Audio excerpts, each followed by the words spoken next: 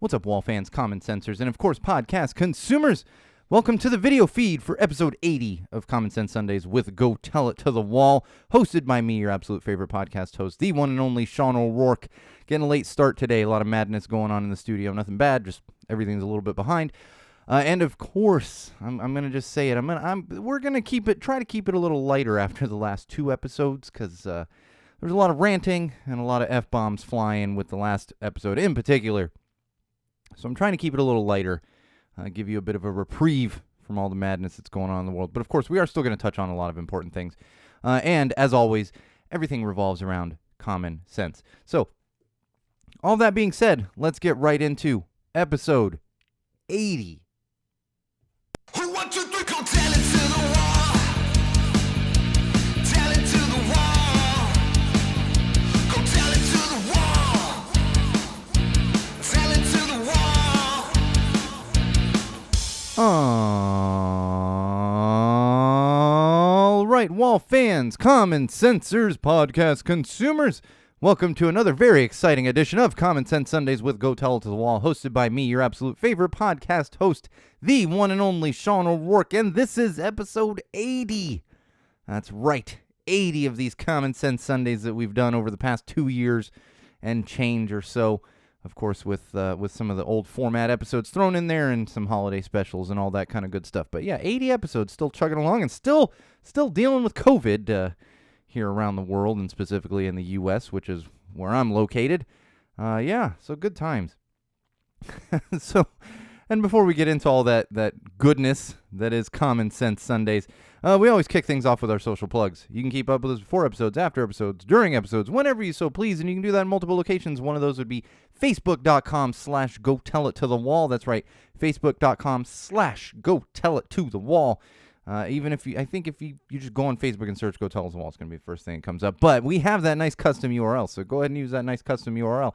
Speaking of custom URLs, make sure you also head on over to youtube.com/GoTellItToTheWall. That's right, youtube.com/GoTellItToTheWall. Subscribe to our channel there. You're going to find all of our video feeds, all of our video playlists, our beer reviews, all that good stuff right there on YouTube. So make sure you're subscribed and getting notifications when new content goes up on our channel.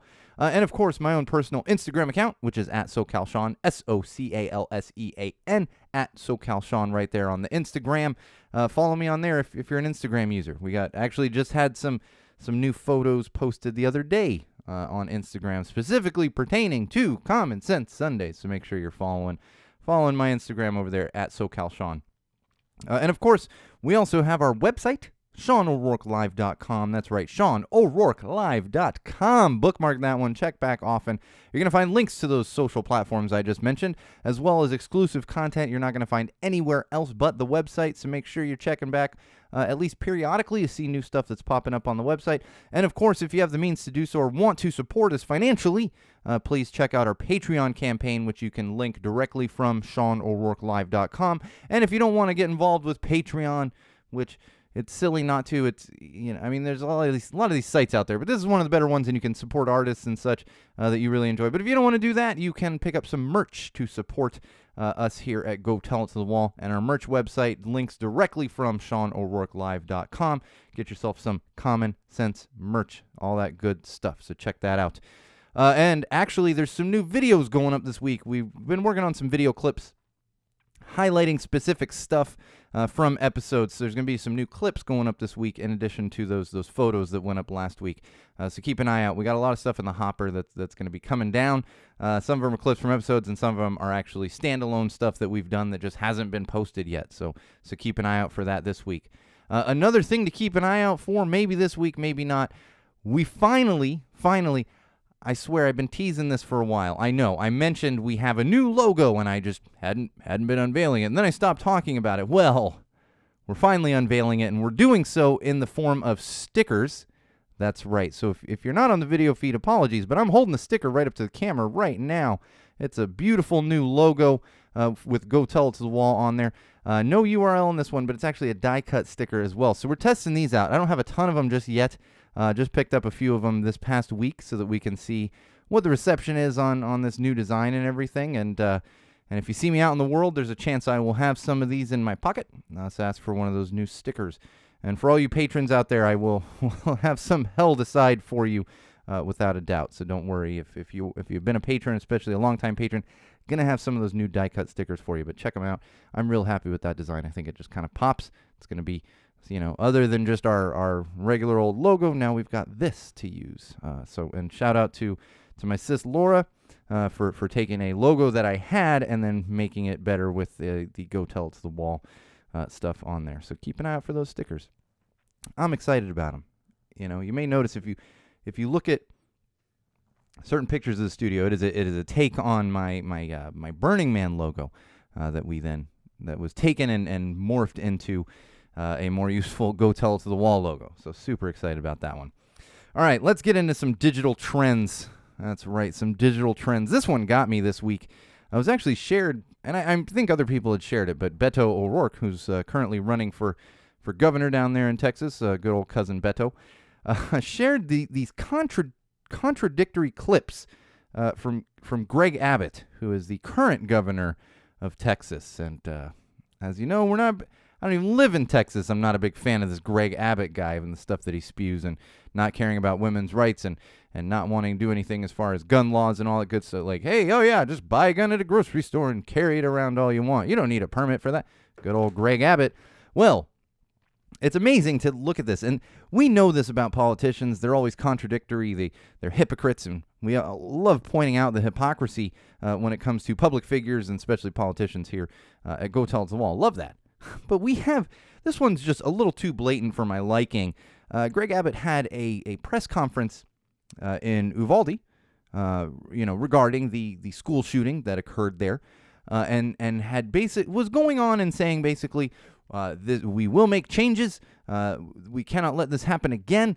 There will be changes in laws and whatever else. And then the crazy thing is, 20 minutes before that, he was actually speaking via video conference to the NRA convention and saying, there will be no laws changed. We don't need this and this and this. Literally the opposite of things that he was saying in his Uvalde press conference. Again, I know that we know this about politicians and certain public figures and everything else. It's just amazing to me how he can be that stupid. Do you not realize you're on camera here and you're also on camera here? And, these clips just kind of get widely distributed, and it didn't take much to realize, oh, you're literally just catering to each of these audiences without having any morals, any kind of sense of what you're actually doing. That's what's amazing to me. And you have to know these clips are out there. And of course, no explanation. It's just, it's what politicians do. They cater to their audience and to their audiences, not their constituents, to their audiences. He's catering to the NRA because they give him a bunch of fucking money. Doesn't care about the people he is supposed to be serving. That's what politicians do. They are supposed to be serving the interests of the people that elected them. That's clearly not what's happening down there in Texas with Greg Abbott. But we'll see. I mean, probably going to deal with that guy until I'm dead. He's going to be like some weird cyborg governor overlord of the country of Texas. That's what I'm foreseeing. Let's move on from that. Speaking of another kind of douchebag here, Johnny Rotten, that Johnny Rotten of the Sex Pistols was trending this week on the social platforms. And what happened was, apparently, whenever Elon Musk does something, it's trending. And he shared, this wasn't even a new quote from Johnny Rotten, and I'm not going to give the exact quote, but it was essentially Johnny Rotten saying, who knew that the right would be, the new against the system, blah, blah, blah, blah, blah, blah, blah. And Elon Musk said, oh, look, punk rocker, Sex Pistol, Johnny Rotten, this is what he thinks, trying to be like, look, I'm cool because I think this too. Here's the thing, Elon, and anyone else out there that doesn't understand, most people in the punk rock community, they don't give a shit about the Sex Pistols. They, in fact, really do not respect the Sex Pistols, and didn't long before this whole John Lyndon, Johnny Rotten stuff was going on with him wearing MAGA hats and all this other shit. They were like the original boy band. For those of you not familiar with it, go do some Googling. Some additional Googling will tell you that Johnny Rotten is, for all intents and purposes, the Ted Nugent of England.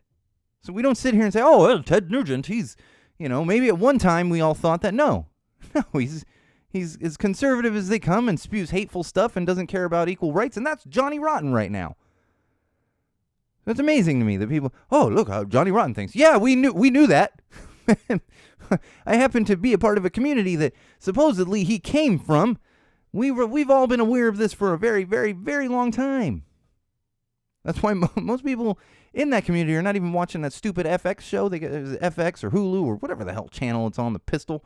I'm not going to watch this. No. No. So calm down with your Johnny Rotten references unless you know what the hell you're talking about. Amazing to me. But that's what happens. He's a Ted Nugent of England. All right, this one I did enjoy. And I don't mean this. This is by no means meant to be perverted. There's a certain way it's going to come across that way. But Jennifer Connelly, the great actress Jennifer Connelly, was trending in the social platform realm this week. And apparently I haven't seen it yet. I'll eventually get around to seeing it, but I haven't seen the new Top Gun. I think I mentioned it before. I have to see it. I'm from San Diego. I grew up down there. I grew up literally near Top Gun. Airplanes flying all over, Just when I was in San Diego a couple weeks ago, there's airplanes. They're doing their takeoff drills. So I'll probably end up seeing it. But apparently Jennifer Connelly is in it. For those of you who do not know who Jennifer Connelly is, she's in one of the greatest films of all time. That would be Labyrinth, alongside David Bowie, among many, many other films. And it's funny because I think we've reached a point where a lot of this younger generation doesn't really know who Jennifer Connelly is. And so what happened was people were like, who is this? She's gorgeous and blah, blah, blah. And then it was like, the Gen Xers were like, hey, we've known about Jennifer Connelly since the 80s. And so you got a little, and again, this is where it sounds a little perverted. You got a little eye candy. Like everyone was praising late 80s, early 90s Jennifer Connelly. You got to calm down on the Labyrinth side. I can say that I had a crush on Jennifer Connelly in Labyrinth because I was actually younger than Jennifer Connelly. She was quite young in that film. So calm yourselves, everyone out there. But then she went on to be a bit of a, not a full-on sex symbol, but, she was in magazines and everything else the way that a lot of actresses and actors are, sexiest man alive and whatever else.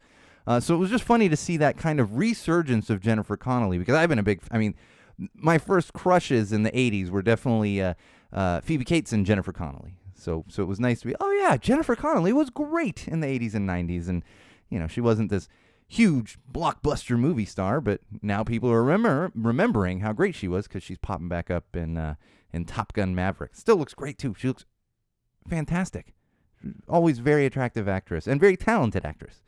I mean, to be at a young age and play alongside David Bowie and a bunch of Muppets, literally. Like, I'm not saying Muppets like the British term insulting people. I don't use it as an insult because, Muppet all over. And a bunch of Muppets. It was David Bowie, a bunch of Muppets, and a baby. And she held her own. Did fantastic. So shout out to Jennifer Connelly. Way to get back in, I guess. Like, it's not I don't know. It's like, I don't know that that's a barometer of relevance. I don't think she really cares, but it's just funny to see everyone like, oh yeah, Jennifer Connelly. All right, speaking of getting perverted notifications, I've noticed something recently, and this has actually been happening for the past month or so, as I get these Twitter notifications, first of all. Now, I'm kind of used to it on Instagram because I get these, finger quote, Instagram models, and do you. Like, I have no problem. I've said this before, that follow me, and they're like private accounts, and I'm like, okay, I'm not going to follow you back. I'm looking at kids and band stuff and like Vans, literally shoes in my Instagram. Again, no problem with it. Just do you.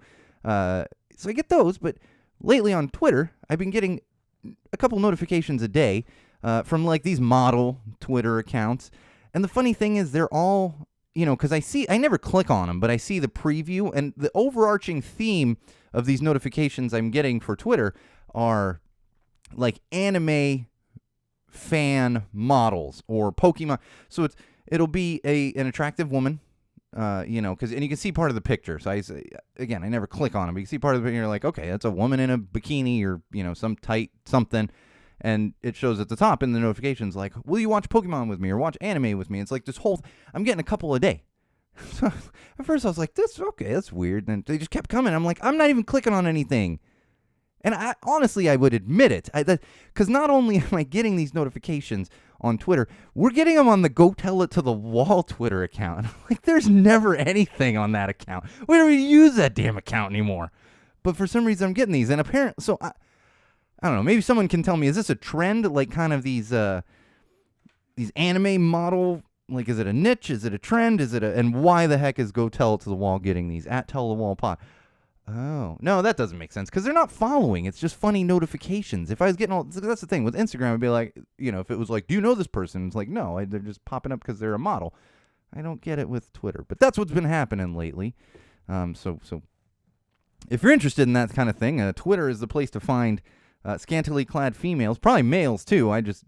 Scantily clad individuals who want to watch anime and play Pokemon with you. So if you're into that, go find them on Twitter because apparently they're trying to get the notifications out there, and there's plenty of people on there. All right, one more here in the digital trends realm. Hashtag shame on Starbucks. Hashtag shame on Starbucks. That's right. Oh, Starbucks. Those greedy bastards. This one's trending because Starbucks actually just closed down a store in Ithaca, New York. I'm not familiar with this particular store, but the little bit of research I didn't take much effort. The little bit of research I did, this was actually quite a popular store. Did great business and everything else. And if you're not familiar with Ithaca, it's a college town. Any coffee shop in a smaller college town like that, like Westwood here in LA, it's LA, so there's a coffee shop every 2 feet. But in a smaller college town like Ithaca, any coffee shop's probably going to do decent business. Well, here's the thing, that the real reason what we're seeing is that the likely reason they did close down is a little bit of the good old union busting. This was one of the stores that went on strike and actually voted to form a union. And so Starbucks, in order to avoid having a unionized store, simply shut the store down. So if you're interested, I encourage you to go follow that hashtag shame on Starbucks. And there's stuff's been filed.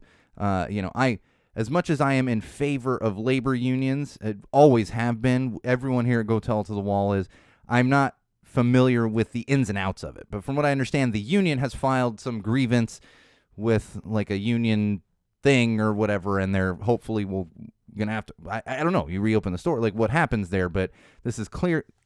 I don't want to say clear cut, but pretty close to clear cut.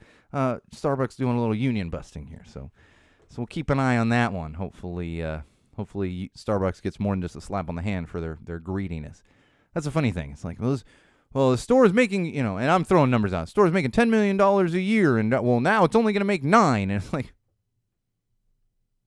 okay, you're still making a ton of money. That is what we call greed. Come on now. All right, some COVID updates here. Let's talk COVID. Looks like mask mandates could be back soon. I'm seeing this for various cities around the country, and I know around the world they still have a lot of mask mandates in place. Here in the U.S., we just said fuck it and threw all our masks away. I didn't. I still wear a mask in stores, but you know what I'm getting at here. But it sounds like, from what we're hearing, if numbers do not start to decline here in Los Angeles County, we'll likely be back to a mask mandate by the end of this month, the end of June. And in fact, there is a county in California, Alameda County, who has already reinstated mask mandates for indoor situations and blah, blah, kind of similar to what we had, a year ago or even 6 months ago. So keep an eye out for that. Depending what city you live in, you may have mask mandates coming back.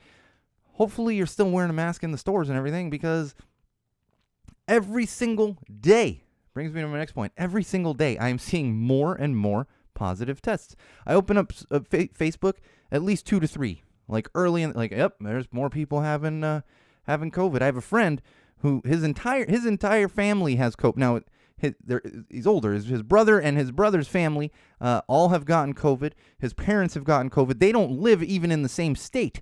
It's flying around. Everybody's getting it right now, and they're getting these positive tests on the take-home tests. And so just continue to do your diligence and keep testing. If you think you've been exposed, test. Because that's a thing. Even if you're not having, because they say, like, if you're having symptoms, test. What I say, and I'm not a doctor by any means, but if you've been hanging out with somebody unmasked for an extended period of time and they end up positive with COVID, you should test yourself a few times, space it out a few days, and make sure you don't actually have a positive result of COVID. That's the important thing. I've been saying this for 2 years. 2 years. Just because you're tired of it doesn't mean COVID is tired of us. Now we got monkeypox coming down the line. Jesus Christ, one thing after another. One of the vaccine makers, I believe it was Pfizer, and I forgot to look up specifically which one of the two, well, three, but two, really, had asked for this, but they have asked for approval for a vaccine for kids under 5. And this is a huge step forward, especially for families with young children. I have a lot of friends, like my kid, among my extended group of friends, my kid is kind of in the middle age-wise, so there's some older, and they've all gotten their vaccines, but there's plenty of younger kids. I know plenty of sets of parents and families that have kids that cannot get the vaccine yet. In fact, we was just seeing a family yesterday, and their kid is 4, and so has yet to be able to get a vaccine. So it's crazy to think that 2.5 years later we're finally going to get kids under 5 vaccinated. So it's a huge step forward, and hopefully another arrow in the quill of this fight against. Man, did I just pull out a correct? I don't know if that's right. No, yeah, arrow in the quill in the fight against COVID here, at least in the U.S. I don't know. I haven't seen internationally how soon we're going to get have vaccines available for kids, but hopefully internationally it'll be the same thing. All right, I mentioned, I think 2 episodes ago, and when I was talking about positive cases of COVID, and one of the main ESPN/ABC basketball announcers he was missing a game because he had a positive test. And I even said then, I was like, he sits right next to 2 other guys, and he's the only one that has a positive test. Well, the game that he missed, there is a color commentator. So for those of you who don't know the difference, you've probably seen sports or heard some kind of. There's always a couple people talking, and one of those guys is like, he's and the pitch, and and that's the announcer. But then there's always 1 or 2 other people with them. They're we call the color commentator. So Jeff Van Gundy is a color commentator. The game that Mike Breen missed, I watched on TV. And it was so funny because I had turned it on late, and I was like, what is going on? And Jeff Van Gundy sounded like he needed a bag of Ricola cough drops. I mean, it was like, that is not Jeff Van Gundy talking right now. And I'm sitting there like, dude, should this guy even be like sitting at the game, right? What is happening? This is where Twitter does come in handy. So I go to Twitter, and I'm like, Jeff Van Gundy. And sure enough, everyone's like, what? That guy's definitely got COVID. Well, sure enough, like the next day, we find out Jeff Van Gundy is going to miss game 1 of the finals because he is in what? Health and safety protocols, meaning he had a positive COVID test. And it's like, well, you didn't need to test him. I heard his voice. That guy was not well and was sitting next to a dude that had COVID. It's just amazing to me. And that's the thing. This is part of I'm not going to blame the entire. This is part of the reason why we're still dealing with this. Because common sense says, you have a dude who gets COVID, has a positive COVID test. And the guy has been sitting next to him for multiple games, right next to him, shoulder to shoulder, right next to him. They are talking at each other with no masks. What are the chances that guy sitting right next to him is going to get COVID? I would say they're pretty good, but no, let's just throw him back out there. Hey, And in fact, this... I won't say names on this, but I have heard recently of a doctor who came down with a positive case of COVID, and because of the shortage of healthcare right now in this country, was actually still going into work with an N95 mask because it was better to have doctors, actual doctors that might have COVID, as opposed to having no doctors. This is the world we live in now. So please, please, please just be diligent out there. Be smart, be diligent, take care of yourselves. For the love of God. Speaking of taking care of yourselves, let's talk a little bit of quick mental health. I don't have a ton this week, but I want to talk a little bit. Something's been coming up a lot recently. That would be triggers. Now, I know here's the thing, and I believe I've breached this on the podcast many times before, the way I do with OCD. When people are like, I'm so OCD today, it's like, no, you're not. You're not. You're just you're neat and clean. That doesn't mean you're OCD. When it comes to triggers, and everyone and it's both sides that throw it around. Like, you triggered Snowflake. I'm triggering the right. No, when it comes to triggers in the mental health realm, it is actually a real term that is used by doctors and by people that deal with mental illness and mental health problems to identify things that could increase or set off anxiety, depression, even manic episodes, like when it comes to people who have bipolar disorder. Those are triggers. And so what I want to talk about is kind of recognizing those triggers. So be sensitive when using the term, first of all, because it means it can mean different things to people that work in the mental health realm or deal with mental illness on a daily basis. It can come across as insensitive. Again, it's like those. It's an ignorance thing. Usually, understand most people are not trying to be hurtful, but it can be. So keep that in mind if you're not aware of that. But if you're somebody that deals with mental health problems or with a mental illness, sometimes recognizing those triggers can help you explore why it has turned into such a big thing, or why that has put you into a depressive mode, an anxious mode, whatever it might be, a panic attack, whatever it might be. Now, of course, that can be very, very difficult in the moment. I understand that. But there's a way to help train your brain to recognize those things. And even if it's after the fact, you have a panic attack, your anxiety fires up, you have to go eat a hot fudge sundae or go take a 30-minute hot shower or go for a run, listen to loud music, however you do. But then after the fact, especially if you can realize, like, why would that? Because there are certain things, yes. We can all agree that what happened in Texas, in Uvalde, that could set anybody off. That trigger or not, that can put anybody into a depressive state. But sometimes there's simpler things. It's like when you see jokes and memes where somebody like trips and falls on a crack on the sidewalk, and that just sends them into a state. Well, you're not thinking about all the stuff that was happening before that, or what in someone's past that relates to. So if you can kind of identify those things even after the fact, that can help you moving forward, because you can help to train, and everybody's different. This is going to be easier for some than others.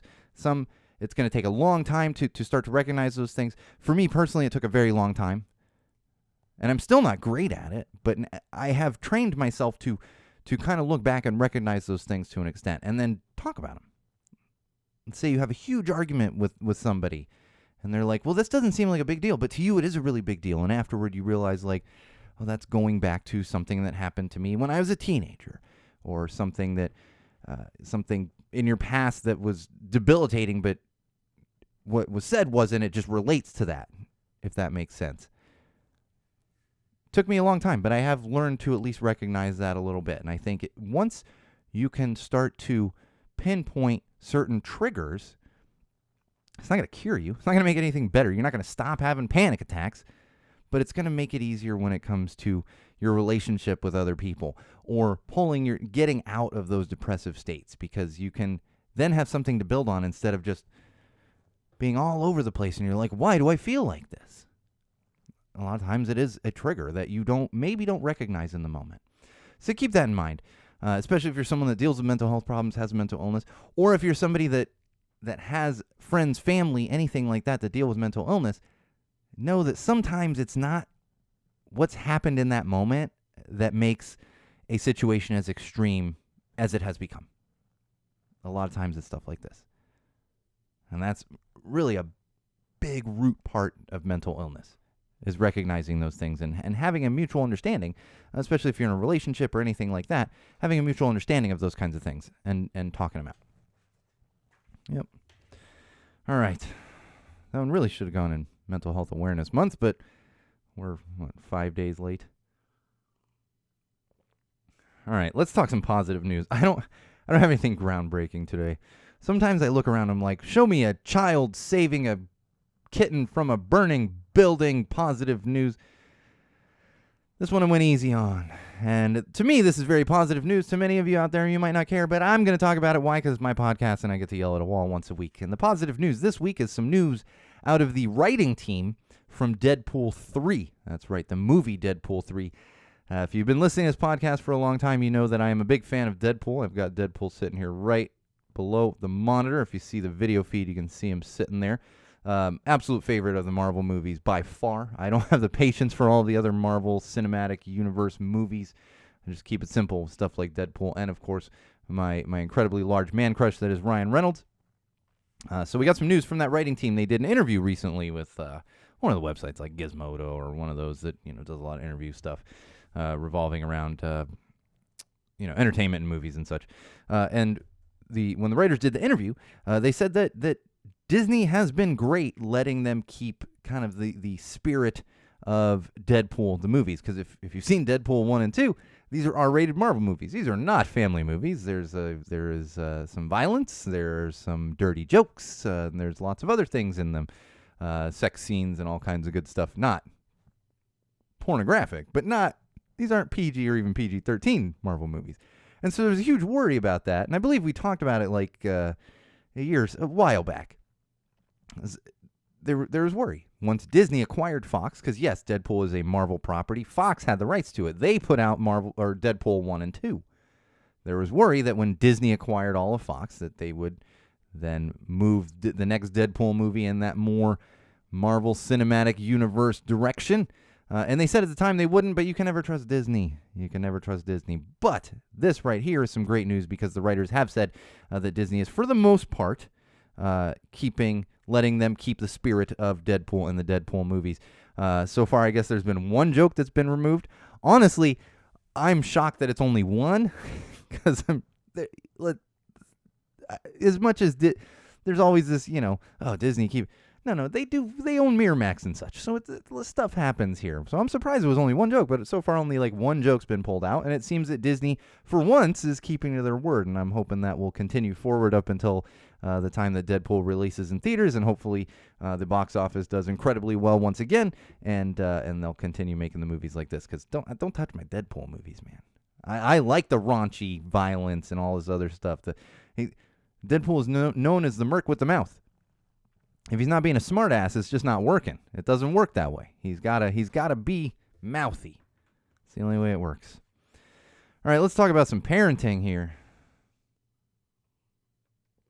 All right, I don't think I've mentioned these guys before, and although despite the fact that I've been a fan, there's a band called Punk Rock Factory, and if you are a parent and you're not utilizing Punk Rock Factory, if you're a parent and a punk rock fan, or even a ska fan, punk fan, even an alternative fan, like alternative music, and you're not utilizing Punk Rock Factory, you are missing out.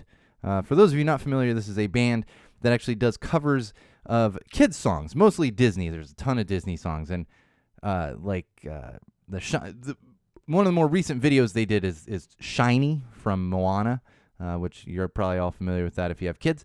Fantastic cover of that song. They have a bunch of them. They did a couple of Encanto songs, and they have a couple of albums out there. Now, fortunately for me, my kid likes ska, likes a lot of ska and some punk rock.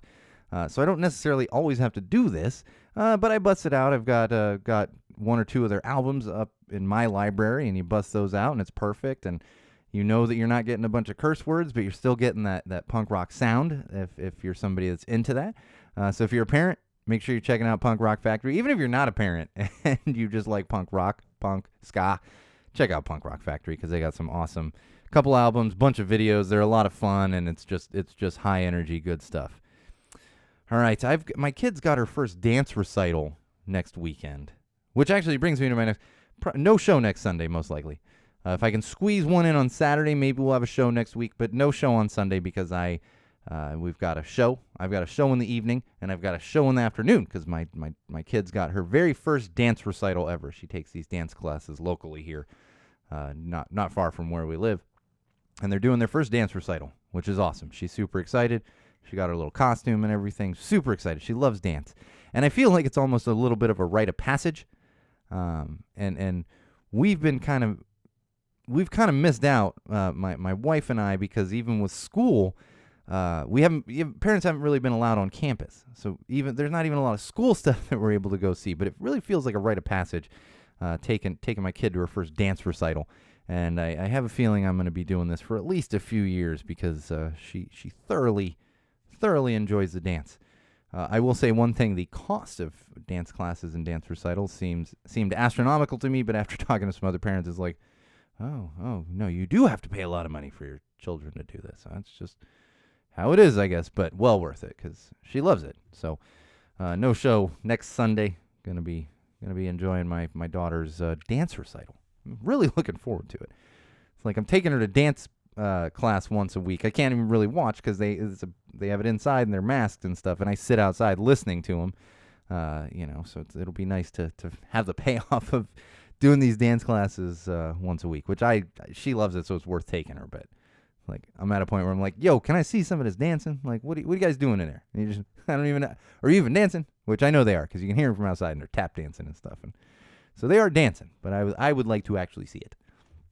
And then for those of you parents out there, I feel you. School has begun to end. I know I've already seen it from parents on my social feeds. A lot of kids are already out of school. My kid's got 1 week left. And as I alluded to very recently on this podcast, stacking all the activities for her to do during the summer is quite the challenge. And this is her first summer like after going to school. So I mean, and same thing, I had to entertain her like crazy the past few summers, but now she's so used to the structure of going to class every day that it's like, all right, what camps can we do? What activities can we do? What can we do? There's a pool in the back, like all these things, and you gotta. So all you parents out there, I feel for you, and I just say brace yourselves. Summer is coming, which is also funny because I was like, what was I doing last year? Because my kid wasn't in school, but leading up to summer, and I realized a year ago I was on the road in an RV for 3.5 weeks, so that kept her pretty damn entertained for almost a month. But now is the new challenge of keeping her busy like all week instead of just sitting on her butt and watching. And my kid doesn't watch a lot of TV. That's the thing. We watch a little bit of TV every day, so can't just here's TV. No. Let's go do an activity. All right, let's get into some common sense. Oh, Marge. Marge, the gift that keeps on giving. I'm talking about MTG, the congresswoman, in finger quotes. I still don't understand how the hell she is in Congress. The congresswoman, of course, like I said, the gift that keeps on giving as far as dumb things she said. Well, here's the most recent one, which I don't want to call it the most ridiculous because Jewish space lasers, it's hard to beat that. However, right now, MTG Marge, she's claiming that the government wants to track everybody's cheeseburger eating. The government doesn't want you eating real cheeseburgers, so they're trying to track your cheeseburger eating because they want everyone in the country to eat the fake meat that Bill Gates has created. The fake meat that Bill Gates has created, which was also created in, and I quote, a peach tree dish. Not petri dish. Peach tree dish. She said this. It's out there if you want to see the video. She said peach tree dish. And she thinks that the government wants to track everyone through fake meat made by Bill Gates. Well, MTG, I hate to break it to you, Marge. I really do. But here's a little secret. Liberals and progressives are meat eaters as well. If the government is trying to get me to stop eating cheeseburgers, they are not doing a good job. I average a couple cheeseburgers a week. It's one of my favorite things to eat. And they're not the fake ones made in a peach tree dish. It's absolutely astounding to me that we can let people like this make decisions for our country. And then her constituents down there in Georgia are just going to continue to vote for her. This should be immediate disqualification from holding public office. You cannot be this fucking stupid and make decisions for the American people. That doesn't make any sense to me whatsoever. My kid knows that the government, she's 5, my kid is 5, knows the government isn't trying to track people eating cheeseburgers.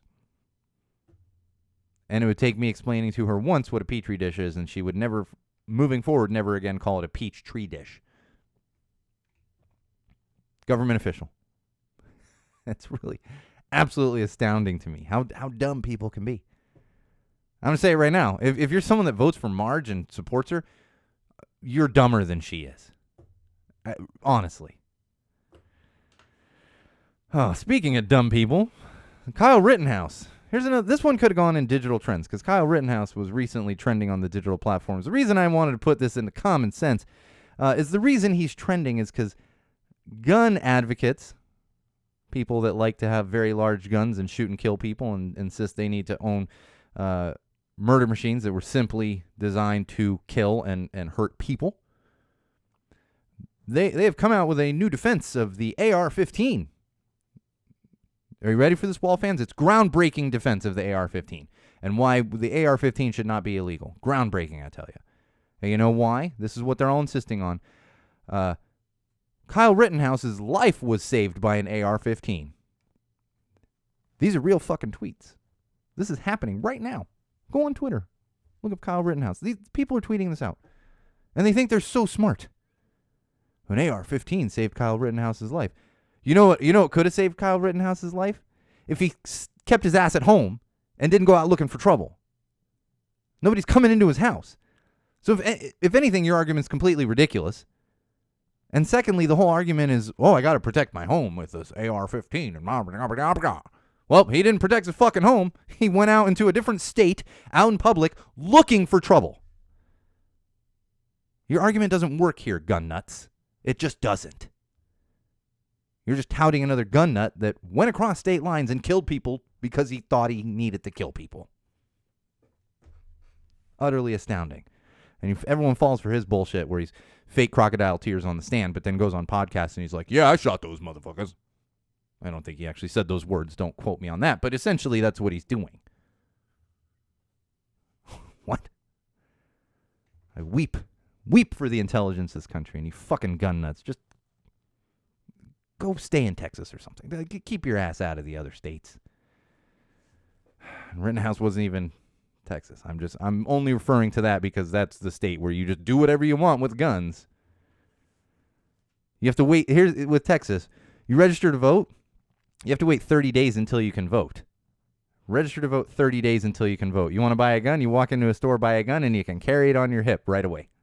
No waiting period for a gun.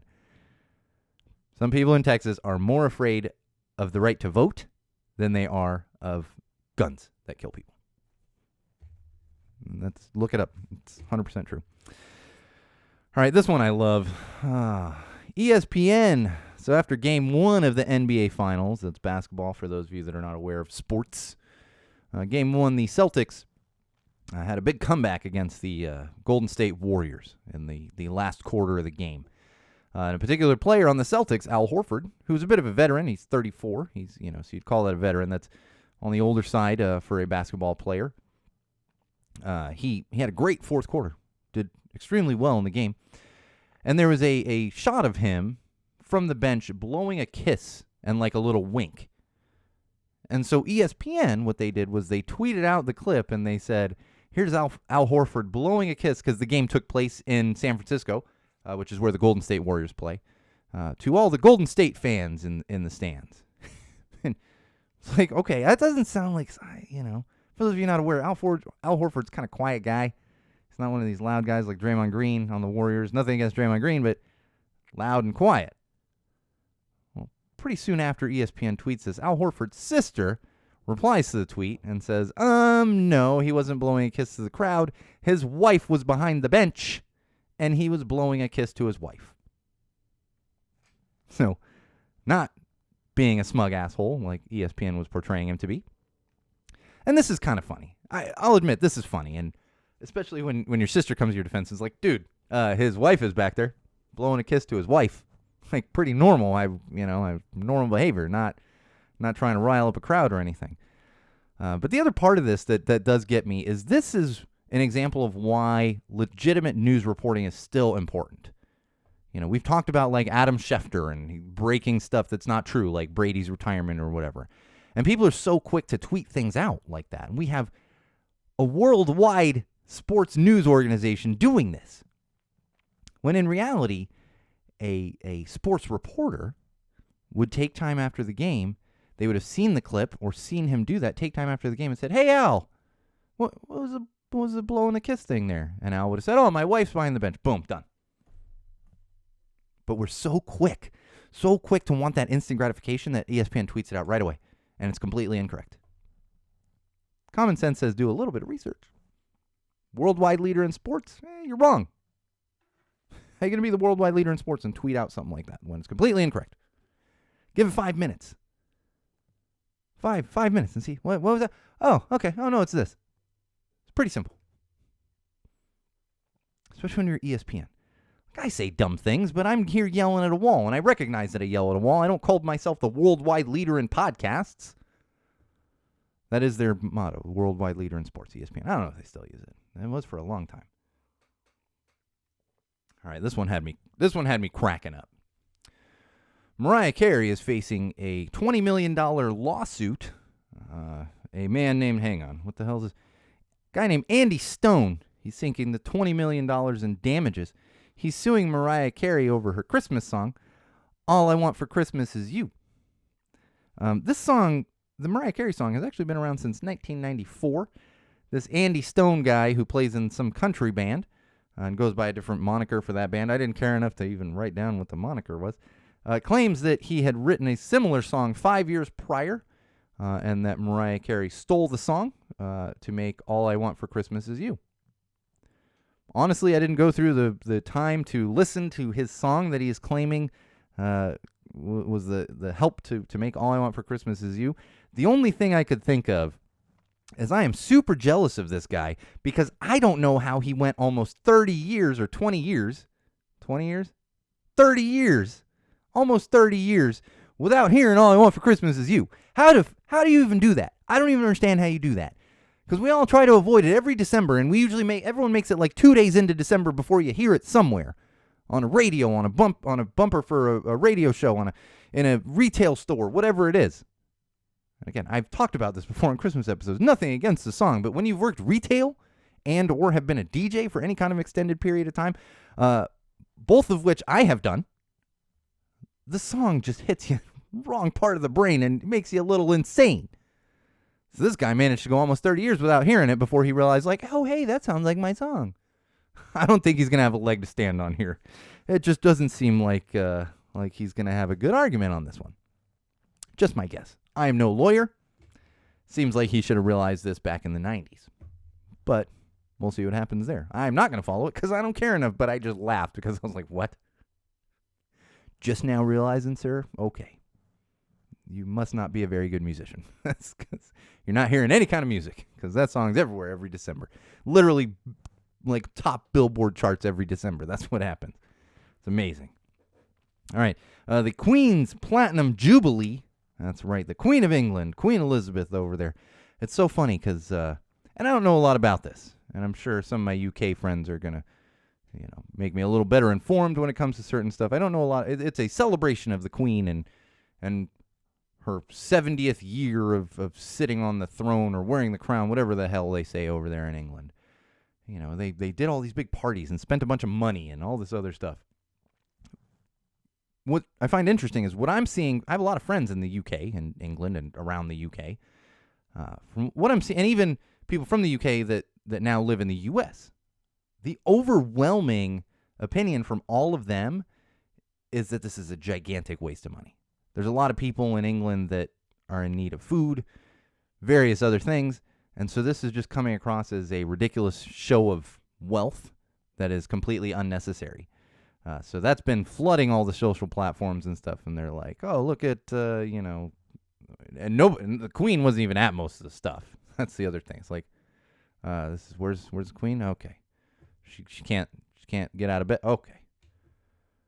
And it's so typical. You always talk about the U.S. and how we spend money on stupid things. It happens around the world, too. Maybe try feeding your people, taking care of your people before having a giant celebration for this. And that's the other thing is, from what I see, most people, like, you think of it as this, like, big, thing, and, the royals, and blah, blah, blah, blah, blah. And most people in England, they don't want the royal family getting all this treatment and all this money. It's funny, the dichotomy that's there. So, of course, common sense says, maybe let's take care of our people before we throw a giant celebration that really nobody cares about. But okay. All right, one more thing here in common sense. I got to be honest, this one is really just for people in Los Angeles. And I've been meaning to put this in. We vote here in 2 days in Los Angeles. I think a lot of people do on Tuesday, depending on what city you live in. But we have an election here on Tuesday. I got to finish my ballot and drop it off. But there is somebody running for mayor of Los Angeles. His name is Rick Caruso, and he spent a bunch of money on ad campaigns and all this other stuff. And he's actually painted himself as a Democrat. You know me, I'm not a Democrat, I'm not a Republican. However, when it comes to social issues, especially in Southern California, I'm usually tending to go Democrat because that is the better choice of the two. Well, this Rick Caruso, he is running as a Democrat. However, he was a Republican up until a couple of years ago. Not only was he a Republican, but he's another one of these billionaire land developers and has never really shown shown an interest in serving the people. He is also anti-women's rights, and he has been a Trump supporter in the past. His ad campaign doesn't come across this way. So I encourage you, if you live in Los Angeles, anywhere around LA that you would be voting for the mayor of Los Angeles, please, please, please do your research. Don't just follow the ads. You're going to put an anti-choice, anti-women's rights politician as the mayor of Los Angeles. That's never going to go well. Never. He's given tons of money to anti-choice organizations. So again, I'm not here to be political and tell you who to vote for. I am going to tell you that he is a wolf in sheep's clothing. If that's what you're looking for, do you. But don't get duped by the fact that he is not the person that he is portrayed in through all of these ad campaigns. All right, let's get into some entertainment news and wrap it up for the week. All right, what am I listening to this week? I'll tell you what I'm listening to this week. I've been listening to it for the past couple of days. Highly, highly, highly anticipated first full album. Shockingly, because you wouldn't think this, but they had only put out EPs before. First full-length album from the amazing Venomous Pinks out of Arizona. Just dropped on Friday. It is called Vita Morse. And I am really I gotta hit up Gabby and be like, you're gonna make a T-shirts with the album design on it, right? Because for those of you that have seen it, it's clearly a bit of a take on the Clatta. I'm like, oh, this Irish boy needs that thing. I gotta have that on a T-shirt. So I'm hoping that comes. But it's a fantastic album design. The album is great start to finish. They redid a couple of songs that had been on EPs. There's also plenty of new songs. Lynn Lee helped with the album, and there are at least three or four bands featured on different tracks, and that really adds to the greatness and the production value of the album. I cannot recommend this one enough. I'll always talk fondly about the Pinks. Isn't there a Venomous Pinks? No, yeah, there it is. It's giant. You can actually see it on the video. It's right there, the Venomous Pink sticker. And, of course, I've got one of my Chaos merch shirts on today in honor of that new album dropping. If you're not listening to the new Pinks album, you are absolutely missing out. Go buy it right away. Download it, pay for it, download it, buy it right away. You can pick it up on vinyl through their merch store. And, of course, if you're not going to buy it, I highly recommend buying it. If you're not going to buy it, buy a T-shirt and stream it because it's on all the streaming platforms for those of you that actually stream music instead of just buying music. That's fine. I'm not going to sit here and criticize. It's just album from the Venomous Pinks drops on Friday. I'm buying it on Friday and buying a digital version of the album. I'll probably pick it up on vinyl at some point here, too. All right, speaking of great bands, the Drowns. I mentioned this recently. The weekend is upon us. Next weekend, well, they're kicking off their tour this week. I can't remember because they're making their way down here. So I think they just started the tour. I can't remember. I only keep track of the days that I'm going to. So if you're in the SoCal area, I'm going to be at the show at Alex's in Long Beach on Friday. And then I will be at First Street Billiards on Sunday for their show in LA at First Street Billiards. And for those of you in San Diego, I believe they are playing San Diego on Saturday. And, of course, they're touring all the way down and through. They're making their way to Arizona. So if you're out in Arizona, you're going to be able to catch them there. But check out the Drowns and their tour dates. I am extremely excited to hear the new songs live. Because we haven't had new songs live. Last time I saw them was October, I think.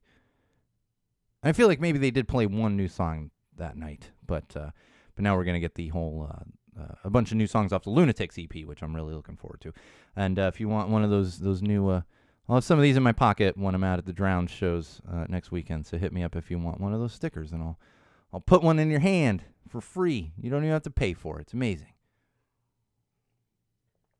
All right, we got some sad news that actually broke a couple weeks ago. There's a band called Go Betty Go, a local Los Angeles band. They are great live. I've seen them multiple times here around Los Angeles. Betty Cisneros, who is the guitarist for Go Betty Go, unfortunately, recently revealed that she is battling stage 4 breast cancer. She's doing as well as possible. She's fighting it as much as she can. She's getting medical treatment and everything else. But of course, regardless, this is a trying time, even if we knew she was going to pull through. So the band, as well as many other bands that are close with Go Betty Go, have thrown their support behind Betty and her battle with breast cancer. And in fact, there is a Go Betty Go show coming up on July 3rd, and they are calling it Fight Betty Fight. It's a show that they are playing along with the Dolly Rots and Johnny Madcap and the Distractions. And it is all the proceeds from this show, which is happening at the Paramount. The Paramount on July 3rd. All of the proceeds from that show are going to go directly to Betty's medical expenses. Tickets are $20. If you're in the LA area and you like good music and you want to support a great cause, make your way out there to the Paramount. $20 on Eventbrite. And they didn't go crazy with the fees. I think the final was like $21.20 or something. They didn't hit you with crazy fees on this one. And it's all going to a great cause. Plus, you get some great live performances. I'll be out there. I actually picked up 3 tickets. I'm taking my wife and kid out to that one to support Betty in her fight against breast cancer and seeing some great music.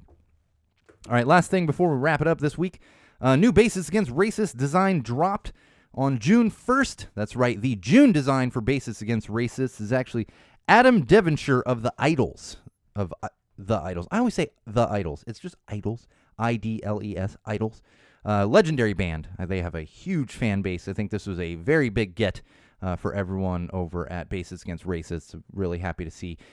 It's always great. All of the designs are great, but it's great when there's like a big name attached to it. Sometimes that moves the barometer a little more.